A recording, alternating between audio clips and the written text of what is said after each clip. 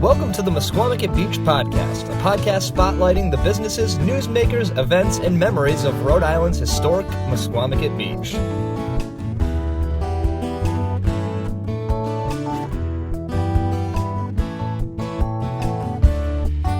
Hello, everybody, and welcome back to the Mesquamaket Beach Podcast. My name is Ben Barber. I'm your host and one of the producers of the show. Today, we have a very special guest all the way from Oregon, John Batdorf, who is a musician and prolific songwriter. You may know him from the hits Wham Bam and Somewhere in the Night with his group Silver and Batdorf and Rodney. Wham Bam was actually in Guardians of the Galaxy 2. So it's from the 70s, but it's still got a life. And it's a wonderful song.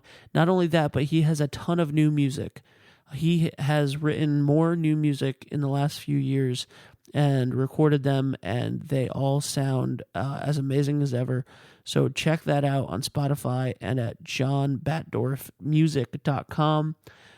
He also tells a really inspirational story about halfway through the show, and he has some great tips for singers at the end. So just a fantastic interview, and I'm going to keep this pretty short because it's such a wonderful interview, and I just want to get to it. I recommend everybody check out John Batdorf when he comes to Tunes on the Dunes, July 30th at 6 p.m. with special guest Allison Flower. Definitely check that out and enjoy the interview. All right, so I'm here with John Batdorf. How are you today, John? I'm great, thank you, Ben. Thank you. You are the furthest away interview that I've ever done. Yeah, can't go too much farther. We'd be out in the ocean. Exactly. Yeah, you beat out Joey Molland. He was in Minnesota when I talked to him. Oh, I beat him by a mile, or yeah. Actually about 2,000 miles. Yeah, at least by two time zones, I think. Yeah, that's right. So, you have a wonderful career in music that I'd love to talk about that is still going, and you're also going to be playing at Mesquamaket Beach for Tunes on the Dunes Monday, July 30th at 6 p.m. with Allison Flower. Yes. So we're very excited for that. Thank you for coming and traveling all this way to make that gig. We're really excited about it, and I think it's going to be a great show. Well, thanks. I'm really looking forward to it. It's I go to the East Coast so much more than probably any place else, and I think it has a lot to do with back in the Batdorf and Rodney days in the 70s. We spent so much time on the East Coast because we just our music just really kind of worked back there, and there's a lot of great places to play, and still are on the East Coast, opposed to many other regions of the United States. So I'm happy to come back. That's fantastic. So for those who don't know, you had two wildly successful hits with different groups, which is impressive. Not a ton of people can say that. So you're probably most well known for. Would you say you're most well known for Wham Bam? I would think that Wham Bam, I believe, was the biggest commercial success that I ever had with the band Silver. In 1976 was a band that I put together right after the Batdorf and Rodney thing was over with, and it was a big hit. I mean, number 16 in the nation is not too bad. Yeah, no, not at all. And Somewhere in the Night also with Batdorf and Rodney cracked the top 100. Pretty high. I mean, fairly well into the top 100 as well. So those are two pretty big commercial successes, and they happened one right after another, didn't they? Yes, as a matter of fact, we had some commercial success with the song "You Are a Song," which was on the third Batdorf and Rodney record. It charted. I think it didn't get real high, but we did chart. But then we had "Somewhere in the Night" came out, which was supposed to be on the fourth Batdorf and Rodney album, and the fact that we never got to that fourth album, it only exists in single form. Oh, I did not know that. Yes, and right after that, I formed Silver, and we did the Wham Bam. So we were kind of on a roll there. It was pretty great. That's awesome, and that would be that's quite the success to hang your hat on. But what I was really excited about talking about today was your newer stuff.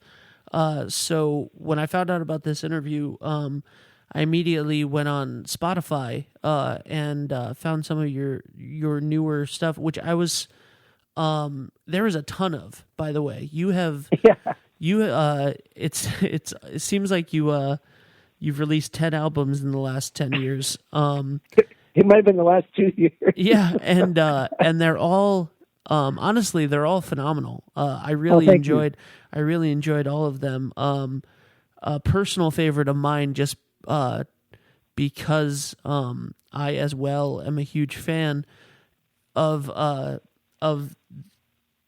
Twilight Zone, is Next Stop Willoughby. Oh, thanks. And the song Willoughby, which I think is fantastic.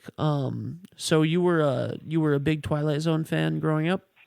Yeah, I was a big Twilight Zone fan growing up. I watched it. Gosh, I must have been 9 or 10 years old at the time. And I mean, the television in that era was so effective, even though it was low budget stuff, and that episode about Next Stop Willoughby stuck with me forever, and it came back when my wife and I left Southern California and found this beautiful place in Central Oregon, and the story is about a guy who goes on a train and finds this beautiful place that he wants to be the rest of his life, and we were driving around this area and found this beautiful place called Eagle Crest. And we looked around and we thought, my gosh, this is Willoughby. We found Willoughby. and so I started writing that song, and it's just about the Twilight Zone episode and how we ended up finding our Willoughby in our life. And it was fun to write. I love writing so much. I love recording. I love recording new stuff, and that song just became kind of a staple. We made a little video of it out here at Eagle Crest to show what a beautiful place it was. And yeah, I was just going to ask if the music video, which you can find on YouTube under John Batdorf, I was wondering if the music video was filmed in Eagle Crest. It was. Yeah, it's a beautiful video. There's tons of great footage, and there's also, you start with the family watching The Twilight Zone, which is really nice. And that reminded me a lot of our family sitting around that old black and white TV watching Twilight Zone. Yeah, that's great. So, how do you said that you love writing and you love recording, which is very clear because you're still doing it at such a high level and frequency. You're if you look at the catalog and the fact that people it takes a lot to put out that many new albums in a relatively short period of time, and that you're a very prolific songwriter. It doesn't seem like you have any lack of something to say. You know what I mean? It's all of your songs have perspective, and there's a lot of humor in them and sadness, and you're just such a prolific songwriter. When did you realize that you had that talent, and when did you kind of fall in love with the art of songwriting? Well, I kind of was surrounded by it when I was a youth. I took my first guitar lesson when I was 5. My father played guitar, my mother played piano, my grandfather played saxophone, and my other grandparents played these tenor Martin guitars. So I was always around music, but it was probably, and I started, my first band was I was in 4th grade. And the thing that really set me off is, because my father was a country musician, and probably in his perfect scenario, I would become a country artist, which never was going to be in my DNA. I can't sing that low. Yeah. And so when I saw the Beatles on Ed Sullivan in '64, that just was so inspirational to me, and I thought, gosh, I want to do this. This is music that touches me, and I want to become, kind of like this. And so that's when I was 12, and I continued to start writing songs. They weren't really great songs, but I started writing from about 15 on, and which some of the songs that I wrote between 15 and 18 were on the first Batdorf and Rodney record. So it's just kind of always been there. And even when I wasn't making records, I was, doing TV scoring, which is just another way to write melodies that help make a scene work. So It's always kind of been in there. It's always been in there. And I hope it stays for at least a little while longer. I don't see you slowing down anytime soon. So how did you get into TV and film composing? Yeah, it was just a thing that I know I think it was around 1985 when I was kind of a studio singer at the time.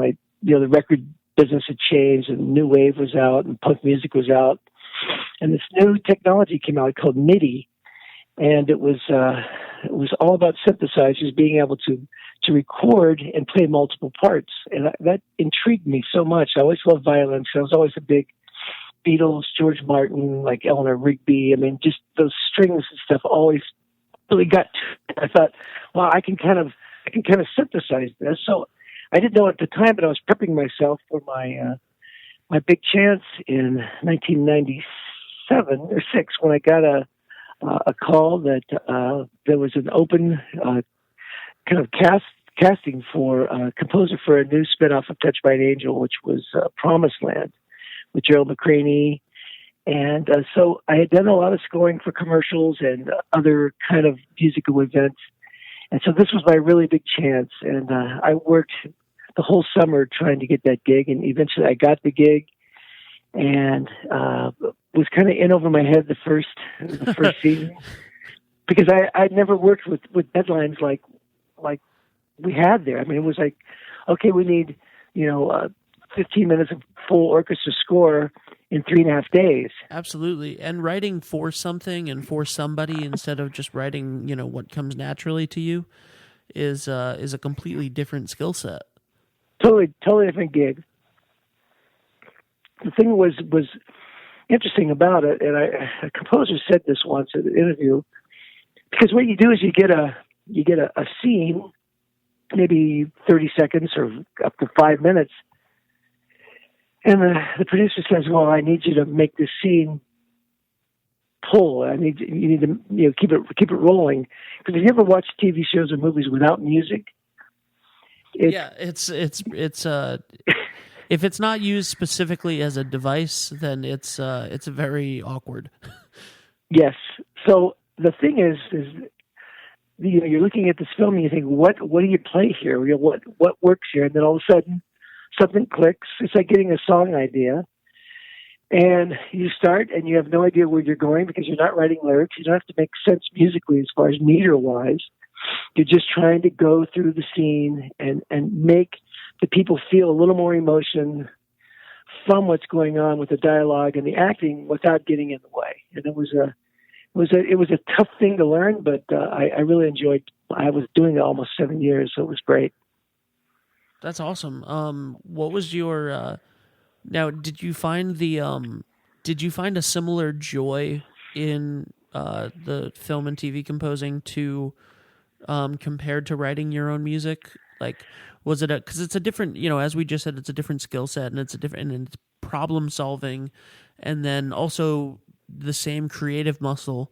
But is it, was it more enjoyable, less I obviously, I don't think it was more enjoyable than writing your own things. But was it, did you find a similar joy in the completion of the songs and the process? Well, yeah, what I really enjoyed, I mean, it was not fun. It was a total, I've never been in a job where you just grind. You're up at, 6 a.m. and you work till 10 at night. And sometimes I even get up at 4 a.m. to make sure I got the cue written. And my thing was I never wanted to not finish a cue. And so sometimes I'd have, 9, 10 cues, and they were all different times. and sometimes I'd have 20. And I never did miss a cue. The joy was that, here you have this film, it's 3 days before it's on the air, and you finish it and you hear it in the show, and it was probably the best work ethic I had ever experienced, because yeah, I never had to work like that. And then I found out that I could, and that has carried on to now that I'm making records again, because I use that same work ethic. I'm up really early in the morning. I review from the day before. So it really taught me a lot. And plus, I never made money like that before. right.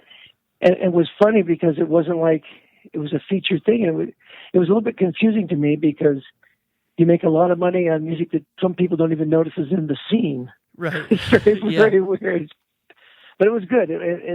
It taught me a lesson that if you just keep working, you'll figure it out. Absolutely. And I can tell that work ethic has continued on by the sheer amount of work that you've put out in the recent years. One of my other, which again I cannot specify enough, what is your website? How can people contact you and find all of this?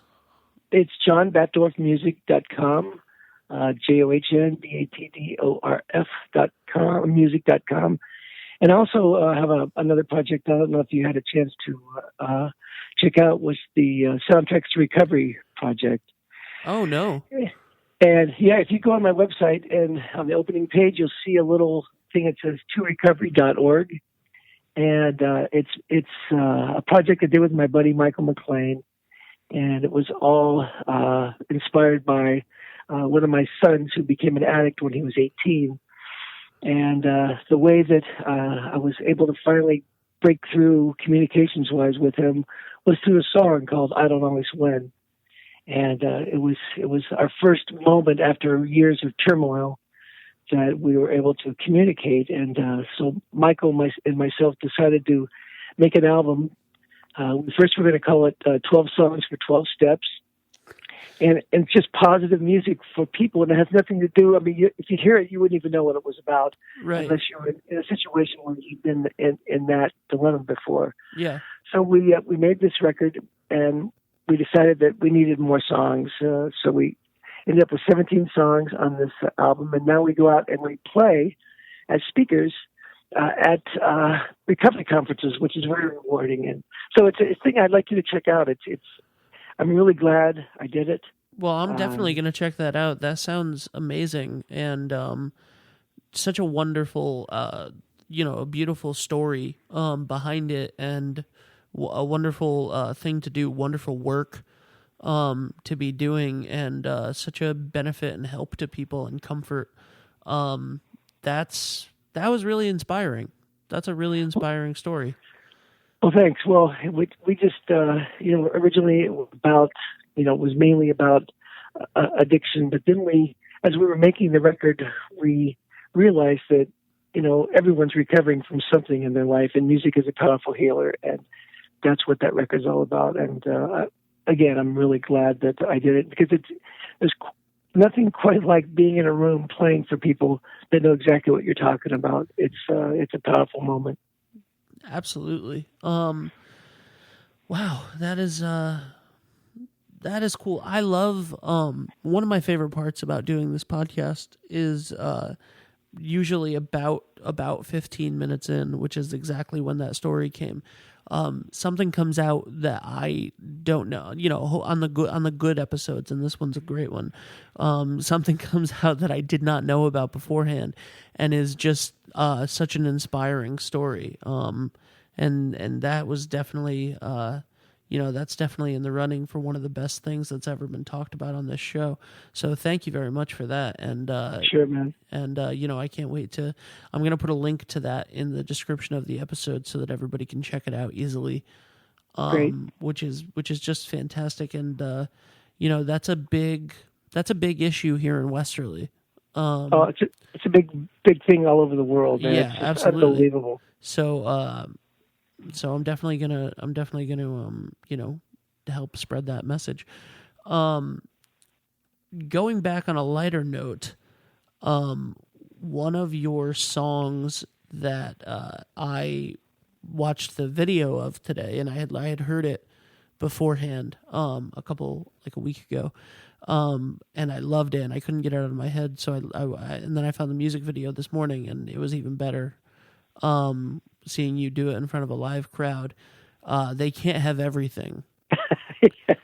Yeah, that was one of those days I woke up and I was just kind of ticked off at everything, and that's what writers want. They want to have a subject that they're passionate about, and then kind of turn it around where it's kind of funny, because you don't want people to get so caught up in it. But if you make a little twist on it and make it funny at the end, that's what music's all about. You get the message across without getting people angry or getting people too sad. But man, that's how I felt that day, and I still feel like that today. Yeah, I completely understandable. And I loved the but it's great though. You have the very serious, it's a serious subjects are covered in the song, and then you have the build up, and then the swerve. The swerve into the chorus. And it's great. It adds humor to something that's not very humorous. Yeah, it's not very funny at all. No, and the video, I love the video with the live performance. Again, oh, it's great. Yeah. So, is there anything? Obviously, July 30th, 6 p.m. You're going to be playing Tunes on the Dunes on the beach with Allison Flower. How do you know Allison? I don't know Allison. Okay. That was put together by the actual concert promoter. So I'm looking forward to hearing her, and I do want to just, if we have a second, just talk about. Oh, we have as much time as you want.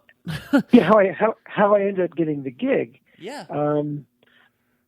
The song Wham Bam Shang Lang, which was a big hit in 1976, suddenly appeared in Guardians of the Galaxy 2 last year. And that movie became so big, and there was I couldn't believe it was actually in the movie. And there was a YouTube page just for Wham Bam Shang Lang, and had nearly 8 million views before they took it down. And so the reason I got the gig, Tunes on the Dunes, was because the booker heard the song on XM radio and said, "Gosh, I want to." I did some research, and I want to have that guy play here at Tunes on the Dunes. Yeah, and he had no idea about anything else I'd ever done in my life. But it was a great thing. Is that by being in another medium, it reached out to someone who had no idea what I'd ever done. And now I'm playing there, which is great. That's what it's all about, man. So it was. Wow. We want to thank Marvel for putting that in the movie, because it was a great thing. Absolutely. And Guardians of the Galaxy, there's such a music is such a big part of that series. Huge. Because Chris Pratt's character has the mixtape, the mixed cassette tape from his mom on Earth, and everybody was raving about the soundtracks, for those movies. So it is really cool to be a part of the soundtrack of that movie, and I think it's very fitting. Wham Bam definitely fits in that, and Yeah. and you definitely deserve that recognition and success, and it's kind of ironic because the last the last big musician that I had the opportunity to speak to on this podcast was, as I said earlier, was Joey Mullen, who they had a similar resurgence after Baby Blue was used in the ending of Breaking Bad. Oh, that's great. And then they, so it's great, and I encourage people who make movies to continue using all of these songs, because it's fantastic, and it gives a great it shares spreads attention to some really great artists who are still doing really great things, especially True. you, because I cannot believe all of the the sheer amount of new music and the quality of the new music is better than ever. Well, thank you. For you. There isn't a single song that I listened to that I didn't love. There you go. That's great. Which was great. Do you have like a favorite song you've ever written, or one that means a lot to you? Well, I would think that back the song that really made kind of Batdorf and Rodney be on the map was a song called "Home Again." It was on the second Batdorf and Rodney album. That just kind of exploded on FM radio back then. So that's kind of one of my favorites because so many people recognize it. Another one has to be the song that was the inspiration to Tom Takes Recovery, which is "I Don't Know When," which is just a powerful, powerful song. And I love the Willoughby thing because these songs are all about life. Yeah. And as you write them, you're just kind of writing about what's happening to you in your life. And "Home Again" was kind of the beginning of the trip. And then we, flash forward, 35, 40 years later, and I have a son who's in trouble, and music again becomes the powerful tool that helps get through that moment. And then when my wife and I were looking for a place to live, and we've been married now 45 years, and when we found this place, Willoughby was that thing that. So you're just kind of writing about your life and those moments, and those are three that I really like them all. It's like, who's your favorite kid? Yeah, absolutely. Yeah, no, it's a horrible question to ask such a prolific songwriter. And I want to say that it's wonderful that your Willoughby really existed. It really is. Because obviously that Twilight Zone, like most Twilight Zones, has a very sad, sort of creepy, scary ending. But it was pretty creepy. Yeah, but your Willoughby was real, and it's well deserved. And you've done a lot of great work. I love the story about the work for addiction, and the songs for recovery, and just you have a tremendous catalog. I can't recommend it enough. Silver, Batdorf and Rodney, all of your solo stuff that's on Spotify and iTunes and all of that, and johnbatdorfmusic.com is your website, which will be in the description of this episode, and I cannot recommend people check out your music enough. And July 30th, 6 p.m. on Tunes on the Dunes with Allison Flower. Is there anything else you wanna add or end with? Well, just that I'm really, really happy at my age, which I'm 66 now. Was never in my wildest dreams would I ever thought that I'd still be playing guitar and singing in front of an audience at 66. I don't want it. I don't want to. I never want to bring up a guest's age unless they want to. How do you?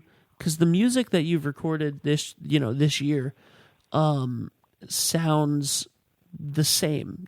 How at 66 you have such a recognizable tenor. How have you been able to keep your voice so pristine over the years? Well, I think that one thing is that I really recognize and appreciate the fact that I had a gift to sing. And it was very natural to me my whole life to be able to just sing. And when I got into doing studio singing, I found out about this. I was going to see a couple of voice teachers because I wanted to learn how to be better. I've always tried to be better. And I went to one guy who was one of the top guys in LA, and he says, "Let me hear you sing." So I sang this thing, and he goes, I thought I did really have a nice job. And the guy goes, "Well, you do everything wrong. There's no amount of work I could ever work with you on that would ever correct all the problems you have in your singing." And I thought, wow, man, this is kind of a cold way to meet a guy that. Yeah. So then I was really kind of feeling bad. I thought, well, God, maybe he's right. So I went to another guy. His name was Robert Edwards, and he worked with a lot of singers, including Keb Mo, who was a great singer. And so he had me sing for him, and he goes, all I want to do is help you protect what you have, because I don't want to change anything. So I learned how to warm up and warm down, and I know that I have to sleep. I know when I'm on the road, I have to sleep in order to keep my voice. So it's really just another discipline thing, that you have to take care of what you have. Otherwise, you're going to lose it. Like so many great singers that I loved when I was a kid, they just don't sing anymore. And you think, God, what happened? I don't understand it, and it's sad for me to lose a gift like that. So I've been lucky enough to still be able to hit the high notes. I'm in the same keys that I've written everything in from the very beginning. So, yeah. Wow. And my inspiration is Paul McCartney. I mean, my God. Yeah, absolutely. Who definitely is somebody who takes care of himself as well and is very well disciplined. Thank you so much. This has been a tremendous interview. I hope that you enjoyed it. Thank you. And I want to shout out to Caswell Cook, who actually put this whole thing together. And I'm so glad that he called me and booked me on this show, because I'm really looking forward to it. And just keep moving on. Straight ahead. Absolutely. Thank you very much, and we'll see you on July 30th. Hey, thanks, man. I really appreciate your time.